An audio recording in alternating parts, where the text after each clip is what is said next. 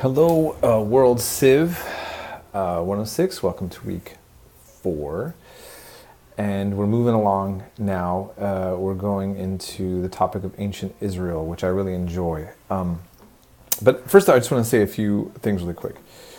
This is also going to be a test of how many people are actually listening to my announcements. I have said many times that all videos need notes. And that's still not happening, and I've been letting some of it slide with you, but not this time around, okay? So, but here's the really simple thing that I want you to understand. This may help. The only way that I know you guys are actually watching anything that I post is the notes. So those are a way to help keep you to stay on task and take responsibility to prove that you're actually engaging with the material. I mean, let's be honest. You guys are all busy. You're good students, but you know, if there's nothing that requires you to prove, if you're not made to watch a video, you're not going to watch it. Many of you, and this is the way to kind of help like push that. Okay, and so I'm going to start really cracking down. You get full video points notes for turning in notes showing everything that I have you watch. So it could be my lectures, but the documentaries, another lecture. If I post a video on something, I want to see notes. Here's the other point I want to make. For example, I posted that Coptic video, and it's mainly because I just wanted you all to understand that there's a legacy. You know, the Christian legacy in Egypt isn't something that really gets discussed much, even though it's been huge. Now, the way that the presenter presented it, the priest is from the perspective of the Coptic Church. So here's the other thing I want you to keep in mind. When I show you video clips or other lectures, just like as I was discussing the topic of evolution with you guys and how, like, you know, you don't have to believe in it. There's many different views that some of you have, but I'm kind of just showing you some consensus views. Sometimes I'm going to just be showing you a lecture or documentary that has some interesting information to contribute to discussion or a thought about our subject. It doesn't mean that I actually agree with everything in there. And sometimes when I show you something that's coming from a religious tradition, keep in mind that, you know, those of us in secular history don't always 100% agree with these kind of traditions that are often based more or less on a kind of faith about these traditions. So there's just something I want you to keep in mind, right? And just realize that, you know, the religious history that the Coptic Church teaches is a little bit different than what the Assyrian Church of the East teaches, or what the Roman Catholic Church teaches, and so on. You feel me? Okay. So having said that, now we're also covering ancient Israel. And like I said, many of you are going to really enjoy this because of the strong Christian background that many people have in America, and especially those of you in the Central Valley. I know my town well. And, you know, and some of you will be Jewish as well. And if you're Muslim, you also are interested in this history. But secular historians, we do a different approach with the history. Like when we're looking at the Bible as a work of history, we treat it like we treat all other ancient texts that deal with a history, that tell a story about a people. It gets analyzed critically. And so you're going to see some of the thoughts that historians have that don't necessarily jive with taking the Bible historically literal.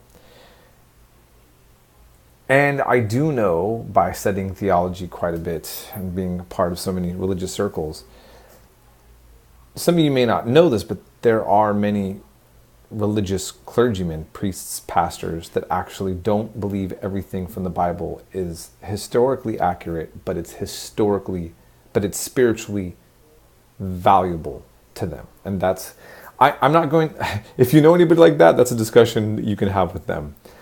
For others, this is just something that's not acceptable. So again, I just want to go back to this point that I've said with all along, which I always make, is you're not having. By the way, I did not do well in English, in case some of you have not known. I come from a not a background in education, and I'm kind of a late bloomer, so pardon me. Sometimes I'm not the best example on that. I have a little bit of a... I need to polish up my English a little bit more. Just something I'm aware of. By the way, my cousin I'm living with here in Thailand is an English instructor, and he catches me all the time. So hopefully he's going to knock this sloppiness out of me. Anyhow, so you do not need to believe everything. I'm showing you consensus views or some of the opinions about ancient Israel from secular history, and you can know what secular historians are saying. That's the approach, okay? So that's all I wanted to really clarify on that. And I hope you find it enjoyable and interesting. Now, I also posted you some videos of my little clips of my trip to Sweden. And you know, what some of you might find interesting about this is that, you know, on this side of my family, my mom's, branch of my mom's side of the family, that's Swedish, it's traced all the way back to 1776, up in the 20th century, in this whole area of Sweden that my family's from, and they moved from the village that I have a clip of to Turlock, California, eventually. And you know, Turlock had many Swedish immigrants and Portuguese from the Azores and Assyrians from the Lake Urmia area of Iran and many Latinos. And there's more, you know, people from Asia. So the story of immigration is interesting to me, right? Here I was coming back to the place that my family, despite having lived in that area for so long, decided to leave and start a different legacy over here, right? And,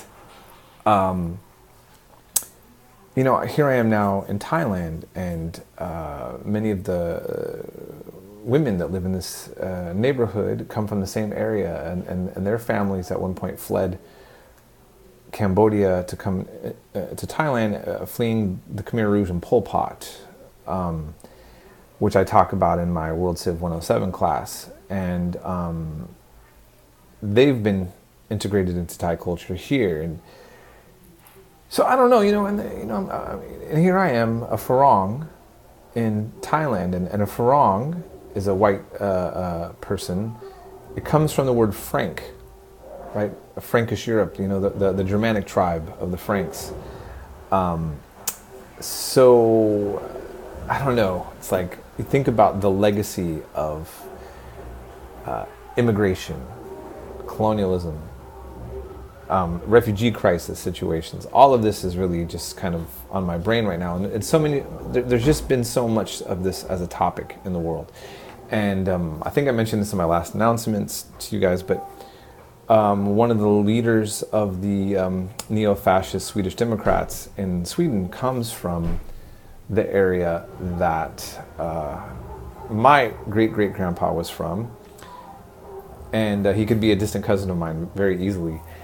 And so it's just like I'm looking at the world, and I'm seeing how people react, and realizing how, I mean, look at what's going on in America. Just the question about who belongs where, and where do all these refugees belong? You know, and how did we have a refugee crisis? All these wars, revolutions, and big powers intervening in smaller nations, and nobody wanting to take responsibility for things that they want to participate in, right? And it's, I don't know, man. And it's, you know, some nations taking disproportionate amount unfairly, you know, and others need to be stepping. Oh, anyways, I'm kind of babbling. But I hope that you're thinking and talking about all of these things in a productive way, because some of the conversations have not been so productive. And so I've been mentioning this a lot because this is mentioned a lot as I'm talking to people internationally, and I'm reading more things on news. And so right now it's so important that you guys are actually learning with me, us together, about so many important things that we need to contemplate as the world is shifting into certain political trends, and it's going to demand of things upon us. It's going to demand what side we're on all these things, right? And that's it's heavy. It's heavy. Anyways, you guys have a great week, and we'll be in touch if you need anything.